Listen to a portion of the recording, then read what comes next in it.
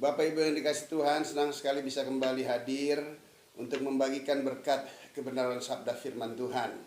Apa kabar? Saya yakin dan percaya semua kita senantiasa ada di dalam perlindungan kasih dan kuasa Tuhan. Sebab sungguh tak pernah berkesudahan kasih setia Tuhan, tak habis-habisnya rahmatnya senantiasa baru setiap pagi, besar bagi kita semua.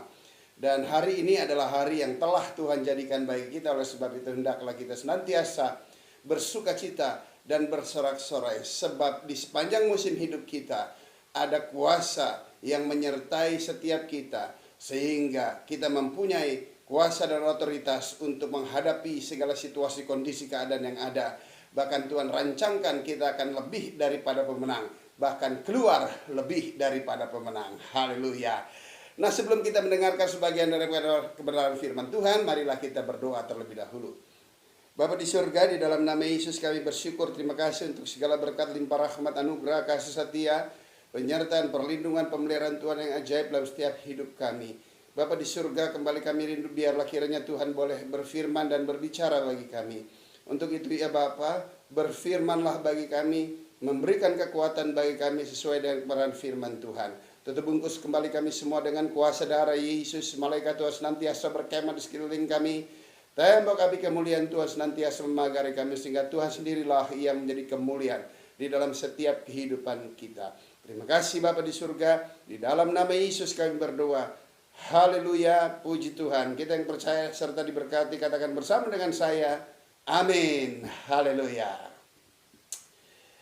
Ya, kita akan memulai dari Kejadian 1 ayat 27 dan ayat 28. Kejadian 1 ayat 27 berkata, maka Allah menciptakan manusia menurut gambarnya. Menurut gambar Allah diciptakannya dia, laki-laki dan perempuan. Diciptakannya mereka. Allah memberkati mereka, lalu Allah berfirman kepada mereka, beranak cucu dan bertambah banyak, penuhilah bumi dan taklukkanlah itu, berkuasa atasnya, ikan-ikan di laut dan burung-burung di udara, dan atas segala binatang yang merayap di bumi. Haleluya. Yang pertama kita harus mengerti bahwa Tuhan menciptakan kita segambar, serupa, sewujud dengan Allah itu sendiri. Sehingga kita mempunyai image, kita mempunyai wujud Allah itu sendiri. Sebab Allah itu adalah roh. Roh tidak mempunyai wujud. Oleh sebab itu dia menciptakan kita manusia, agar di dalam hidup kita dapat memanifestasikan wujud Allah itu sendiri. Allah itu adalah Allah yang kudus, Allah itu adalah Allah yang suci, Allah itu adalah Allah yang layak patut kita sujud dan menyembah kepadanya. Allah itu juga yang merupakan Allah yang harus kita taati secara penuh, sebab dialah yang menciptakan serta menjadikan kita seturut segambar serupa dengan dia. Dan pada waktu dia menciptakan kita, dia ciptakan kita laki-laki dan perempuan. Haleluya. Adam dan Hawa, dia ciptakan kita laki-laki dan perempuan. Kenapa saya ulang? Sebab hal ini penting. Hari-hari ini laki berperilaku seperti perempuan, perempuan berperilaku seperti laki. Sebetulnya bukan seperti itu. Tetapi Tuhan hanya menciptakan laki-laki dan perempuan. Dan setelah itu apa yang terjadi? Dan Allah memberkati mereka, laki-laki dan perempuan. Setelah Allah memberkati mereka, baru Tuhan memberikan perintah, yaitu firman yang pasti jadi. Beranak cuculah, penuhilah bumi dan bertambah banyak, serta berkuasa atas ciptaan-ciptaan yang lain, baik yang ada di laut, yang di darat, dan yang di udara. Semua ada di dalam kekuatan kuasa setiap anak-anak Tuhan, yaitu manusia.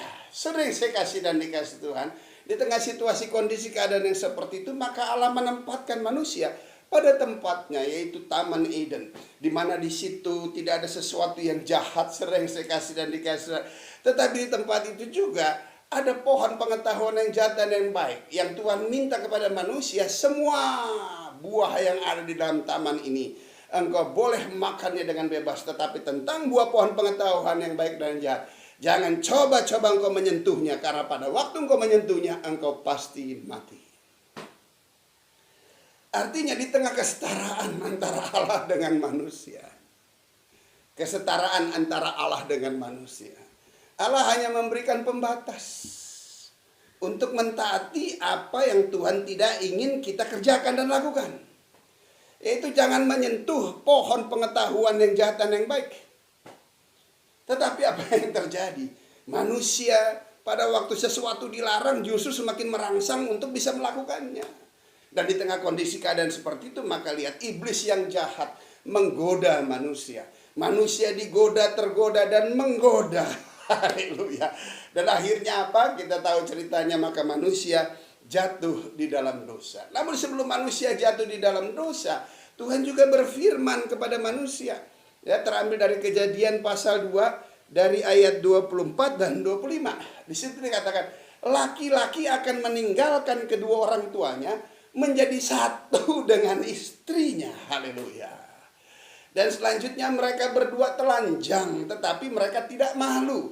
Saudara yang saya kasih dan dikasihan, artinya pada waktu Tuhan memanggil kita, pada waktu Tuhan membentuk menjadikan kita segambar serupa sujud dengan Dia, Dia ingin agar kita berprokreasi, menghasilkan keturunan-keturunan ilahi yang takut akan Tuhan. Lihat, Tuhan menciptakan kita itu dengan sempurna, laki-laki dan perempuan. Selebihnya lagi apa yang terjadi? Tuhan membangun lembaga yang paling utama, yaitu lembaga pernikahan. Pernikahan adalah sebuah lembaga yang paling tua dan yang utama yang Tuhan bangun. Pernikahan harus terjadi antara laki-laki dan perempuan. Haleluya. Ya, harus laki-laki dan perempuan. Nah, ada hukum juga di situ bahwa laki-laki akan meninggalkan kedua orang tuanya menjadi satu dengan istrinya. Artinya, jika menikah jangan tinggal lagi di taman mertua indah. Haleluya. Selanjutnya di situ dikatakan lagi apa? Mereka berdua telanjang tetapi mereka tidak malu. Artinya apa? Ada yang Tuhan kehendaki agar mereka berprokreasi melalui apa? Melalui hubungan seksual. Seks itu suci, seks itu kudus. Sebab seks itu memang dari Tuhan. Memang satu paket di dalam penciptaan kita. Ada seks di dalamnya. Nah, seks itu tujuannya tiada lagi lain yang pertama, untuk berprokreasi. Sehingga kita bisa menghasilkan keturunan. Yang kedua, seks itu untuk mempersatukan antara laki-laki dan perempuan. Yang sudah diikat dengan lembaga pernikahan. Haleluya. Dan selanjutnya yang ketiga, seks itu juga bisa menjadi sebagai alat refreshing buat kita semua umat manusia. Sehingga mengalami keteduhan, ketenangan, kesegaran kembali. Tetapi semua harus ada di dalam lembaga pernikahan. Jika dilakukan itu di luar lembaga pernikahan, maka seks itu yang tadinya kudus suci menjadi sesuatu yang tidak berharga, menjadi sesuatu yang kotor, menjadi satu perbuatan yang tidak bertanggung jawab. Oleh sebab itu, Tuhan tidak mau hal itu bisa terjadi dalam setiap kehidupan kita. Nah, apa yang terjadi? Hal itu memang kodrat kita sebagai manusia sebelum manusia jatuh di dalam dosa. Tetapi pada waktu manusia jatuh di dalam dosa, yaitu melanggar perintah Tuhan, dia gantikan ketaatannya dengan kehendak hatinya sendiri. Maka lihat, manusia tergoda, digoda dan menggoda dengan memetik buah pohon pengetahuan yang jahat dan memakannya. Dari sejak saat itu manusia jatuh di dalam dosa. Dosa membuat tatanan Allah di dalam keluarga dan rumah tangga, di dalam kehidupan manusia, laki-laki dan perempuan, membuat menjadi rusak, saudara. Dan kita tahu bahwa dosa adalah maut. Semua manusia sedang menuju kepada kebinasaan. Manusia yang sudah jatuh di dalam dosa, mereka digembalakan oleh maut, saudara. Namun di tengah kondisi keadaan yang seperti itu, lihat, karena kasih-Nya Allah menyelamatkan setiap kita. Dengan cara bagaimana? Dia berinkarnasi menjadi manusia yang kita kenal di dalam Yesus Kristus Tuhan. Yesus 100% manusia. Yesus juga 100% Allah itu sendiri. Dan di dalam Yesus sebagai manusia, kita dapat memperoleh penebusan akibat setiap dosa kita. Dan setelah itu apa yang terjadi? Yesus naik ke surga dan mencurahkan roh-Nya kepada setiap kita yang percaya kepada Dia. Nah, hal ini juga sama seperti dengan pernikahan. Pernikahan laki-laki dan perempuan dijadikan satu. Setelah itu Tuhan membangun lembaga gereja, saudara. Lembaga gereja berbicara tentang manusia yang sudah jatuh di dalam dosa, yang tidak akan pernah mungkin bisa sambung lagi dengan Tuhan. Tetapi karena kematian Yesus di atas kayu salib, dia menebus setiap dosa kita, maka dia mencurahkan Roh Kudus-Nya di dalam setiap hidup kita. Ada satu kesatuan di antara manusia dengan Roh Allah yang hidup di dalam hidupnya karena pengorbanan Yesus di atas kayu salib. Dan ini adalah lembaga kedua, yaitu lembaga gereja yang dibangun oleh Tuhan. Dan lembaga yang ketiga adalah lembaga pemerintahan. Lembaga pemerintahan harus ada rakyat dan harus ada yang memerintah. Pemerintahan tidak akan menjadi kuat jika tidak ada rakyat yang mendukungnya. Haleluya. Tetapi pemerintahan bisa saja berganti orangnya, tetapi lembaganya tidak akan bisa berganti. Namun pernikahan, lembaga dan orangnya tidak bisa diganti. Namun gereja, lembaga dan orangnya tidak bisa diganti. Saudara yang saya kasih dan dikasih. Artinya apa? Satu istri, satu suami cukup. Artinya apa? Tuhan menyelamatkan kita pribadi lepas pribadi. Roh Kudus diberikan kepada saudara secara pribadi. Sehingga dia menuntun dan membuat saudara bertumbuh di dalam pengenalan pengertian akan dia. Dan itu semua dikerjakan hanya di dalam Yesus Kristus Tuhan. Oleh sebab itu, Yesus sendiri berkata tentang pernikahan. Apa yang dipersatukan Tuhan tidak boleh dipisahkan oleh manusia. Oleh sebab itu, jika ingin menikah, dan manusia harus menikah. Haleluya. Memang ada yang tidak menikah karena memang kondisi situasi keadaan. Ada yang memang tidak menikah karena keinginannya sendiri. Tetapi itu semua merupakan panggilan-panggilan yang khusus. Tetapi kalau yang tidak khusus, daripada engkau hangus karena dosa, ya nggak tahan bertaraf, lebih baik ambil. Tidak baik manusia seorang diri. Oleh sebab itu Tuhan memberikan kepada kita seorang penolong yang sepadan. Setiap pria yang mendapatkan istri, Alkitab berkata, mendapatkan perkenanan Tuhan. Haleluya. Amin. Nah, Bapak Ibu yang saya kasih dan dikasih Tuhan, setelah kita juga menerima Yesus Kristus Tuhan, apa yang terjadi? Roma 8 ayat 37 situ katakan, engkau akan lebih daripada pemenang. Tidak satupun yang sanggup mampu memisahkan kita dari kasih Kristus. Apapun, baik kelaparan, kesukaran, kesulitan, malaikat, maut, bahkan pedang, hal-hal yang kira-kira yang bersifat dunia akan menghancurkan kita. Yesus berkata, tidak ada satupun yang sanggup mampu memisahkan engkau dan saya dengan kasih Kristus Yesus Tuhan. Haleluya. Tuhan sekali-kali tidak akan pernah meninggalkan kita. Dia adalah Allah yang setia. Dia rela mati daripada dia meninggalkan kita. Dan dia sudah buktikan, dia mati di atas kayu salib untuk mendapatkan setiap kita. Wow. Bapak Ibu yang saya kasih dan dikasih Tuhan. Selanjutnya Tuhan minta kepada kita. Dalam 1 Tesalonika 4 ayat 7. Tuhan memanggil kita dengan panggilan yang kudus.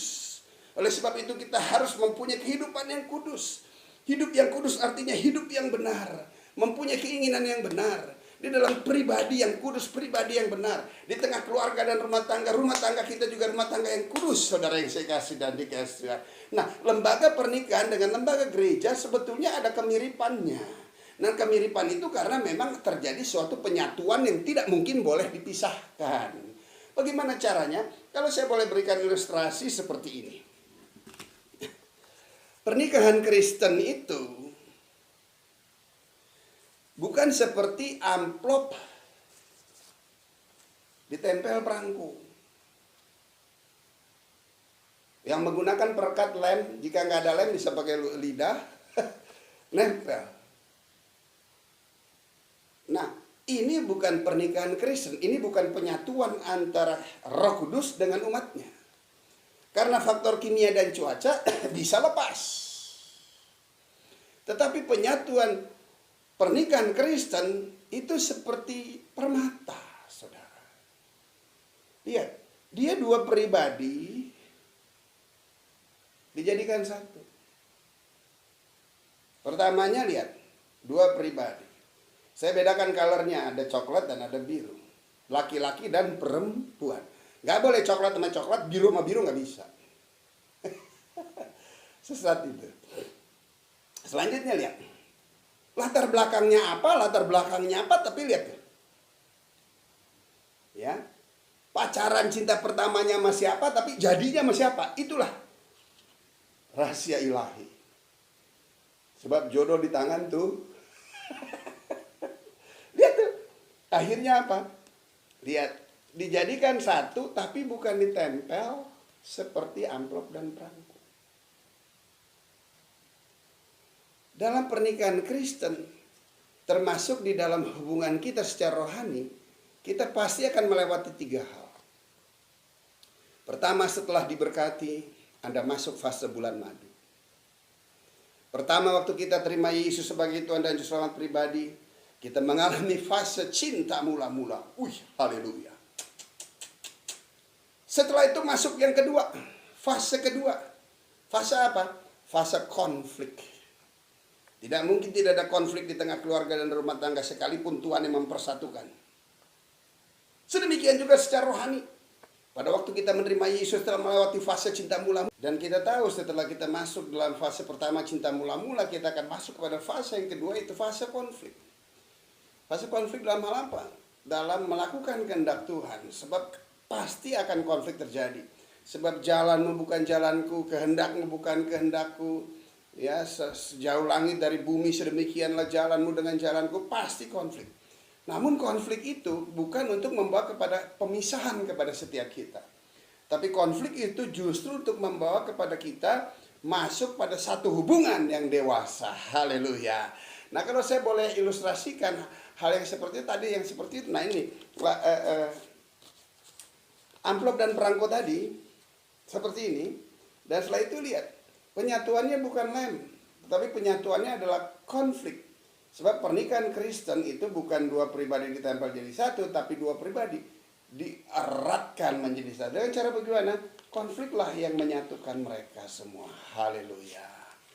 Dan selanjutnya lihat, tangan Tuhan sedang merenda suatu karya yang agung mulia. Saatnya kan tiba nanti, kau lihat pelangi kasih-Mu. Lihat. Tuhan remet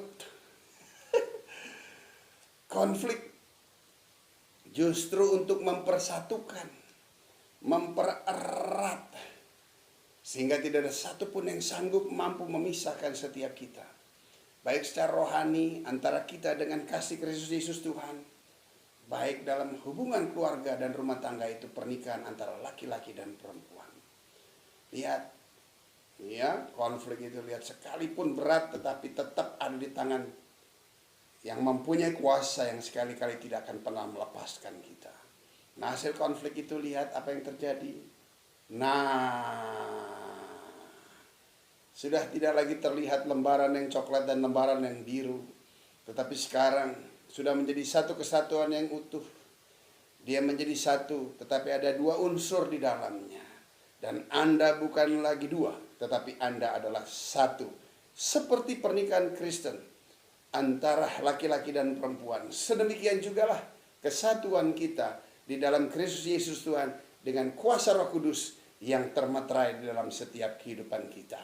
Oleh sebab itu, Bapak Ibu yang saya kasih dan dikasih Tuhan, tetap setia di dalam lembaga pernikahan, tetap setia kepada kebenaran firman Tuhan, tetap mengasihi bahwa Yesus melebihi dari segalanya, tetap mengasihi setiap pasangan yang telah Tuhan berikan kepada kita, karena itu juga merupakan anugerah terbesar jika kita bisa memperoleh pasangan itu semata-mata hanya karena kemurahan yang Tuhan berikan bagi setiap kita. Oleh sebab itu, Bapak Ibu yang saya kasih dan dikasih Tuhan, tetap setia, karena di tengah kerukunan yang ada akan menghasilkan keturunan-keturunan ilahi di bawah kita. Dan di tengah kerukunan yang ada, Tuhan pasti akan memerintahkan berkat di dalam setiap kehidupan kita. Yakin dan percaya, tetap setia, sehingga nama Tuhan dipermuliakan, baik dalam setiap kehidupan kita maupun secara keluarga dan rumah tangga kita. Tuhan Yesus memberkati. Kita berdoa. Bapa di surga, dalam nama Yesus, terima kasih untuk firman-Mu. Terima kasih juga untuk keluarga dan rumah tangga. Terima kasih juga Tuhan untuk penyatuan ilahi yang Tuhan kerjakan di dalam setiap hidup kami melalui Yesus Kristus Tuhan, sehingga ada Roh Kudus dalam hidup kami, sehingga tidak ada satupun yang sanggup mampu memisahkan kami dari kasih Kristus Yesus Tuhan. Dengan hal ini juga kami mengerti untuk setiap pasangan istri ataupun suami yang telah Tuhan berikan bagi kami. Engkau mengikat kami dengan tali pernikahan yang kudus dan suci, sehingga kami juga boleh berkreasi, berprokreasi, menghasilkan keturunan-keturunan ilahi. Kehidupan seksual kami juga kudus dan suci. Kami bersyukur, kami berterima kasih Bapa di surga. Ikat semua kami senantiasa dengan tali kasih-Mu, tarik kami senantiasa dengan tali kesetiaan-Mu, karena kami yakin dan percaya di tengah kerukunan yang ada, Tuhan memerintahkan berkat di dalamnya. Dan aku berdoa Tuhan, jika ada kekasih-kekasih Tuhan yang sedang dalam konflik, yang mungkin masih berkepanjangan, saudara, yakin dan percaya, pasti akan menuju satu hubungan dewasa. Aku berdoa di dalam nama Yesus Tuhan, jika ada keputusan-keputusan yang akan diambil untuk memisahkan kesatuan itu, aku berdoa dalam nama Yesus, biarlah Roh Kudus kiranya menerangi, menginspirasi, sehingga kembali masuk dalam satu komitmen. Bagi Tuhan tidak ada perkara yang mustahil. Sebab kami bukan lagi dua, tapi kami satu. Apa yang dipersatukan Tuhan tidak bisa dipisahkan oleh manusia. Terima kasih Bapa di surga. Hamba berdoa untuk semua kekasih Tuhan, pribadi lepas pribadi, keluarga dan rumah tangga. Tuhan Yesus memberkati. Terima kasih Bapa di surga, terpujilah nama-Mu. Dalam nama Yesus kami berucap syukur. Kita yang percaya diberkati Tuhan, katakan bersama dengan saya, amin. Tuhan Yesus memberkati kita semua.